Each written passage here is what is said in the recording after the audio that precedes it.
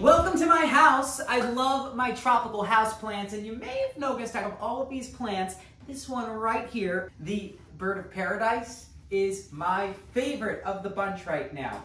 You might be familiar with the white bird of paradise, but this orange bird of paradise is way cooler. And the reason why is because it actually blooms at a small size. If you're looking for foliage that's really pretty inside the house, you'll be a little bit more disappointed with the smaller leaves on the orange bird of paradise. Its cousin, the white bird of paradise, produces huge leaves, really easy to sell those at the local nursery, and it'll have a big tropical impact. There are a few things I don't like though about the white bird of paradise. First of all, it's not a great houseplant. It requires a lot of light, it prefers humidity, and I've seen them really just fail inside an average house. The orange bird of paradise is kind of similar in that it doesn't make a great year-round houseplant, but it does make a fantastic container plant. The reason why is because it always stays small and it actually blooms best when it's root-bound. So unlike the white bird of paradise, which will never bloom under normal conditions inside a container because it needs to be really big to bloom, the orange bird of paradise will bloom best inside a container. So, of course, I live on Long Island in New York, where our winters are cold.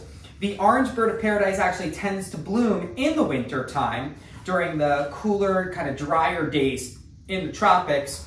And over here, it's just cold and wet and disgusting outside. But inside the house, it thinks, oh, it's winter. It's time to bloom. And so I have 1, 2, 3, 4, 5, I actually have 6.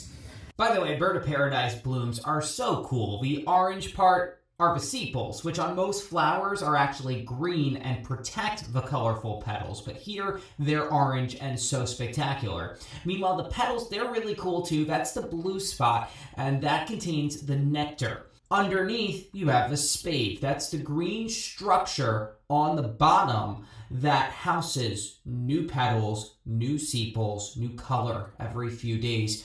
These will last for weeks and weeks and weeks, which make them great cut flowers. So these blooms, when it's all said and done, because they keep replenishing themselves, actually end up lasting for probably about 2 months or so. So anyway, I just bring this outside in the summertime. It goes out in the sunny spot, and that's it. And then around October or so, I start getting these beautiful stalks that will eventually become flowers. And I love this. So it's gonna last for years inside this container, and I'll repot it. Okay, so what's the downside to this? It takes a long time to start flowering. Once it starts flowering, it will flower every single year. Unfortunately, sometimes it takes 7, 8 years for it to start blooming. Let me show you one that I got 7 years ago. Gosh, I'm sorry for all the groaning.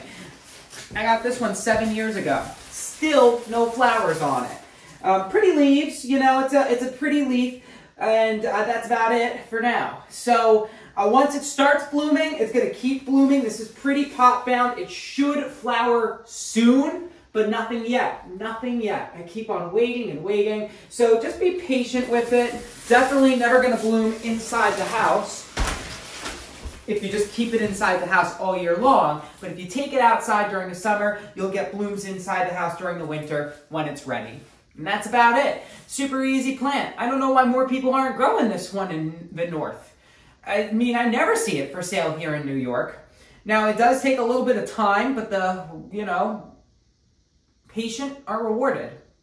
And that's about it. Sorry, these videos are super casual. Hopefully my audio's okay. Let me know if you have any questions. See ya!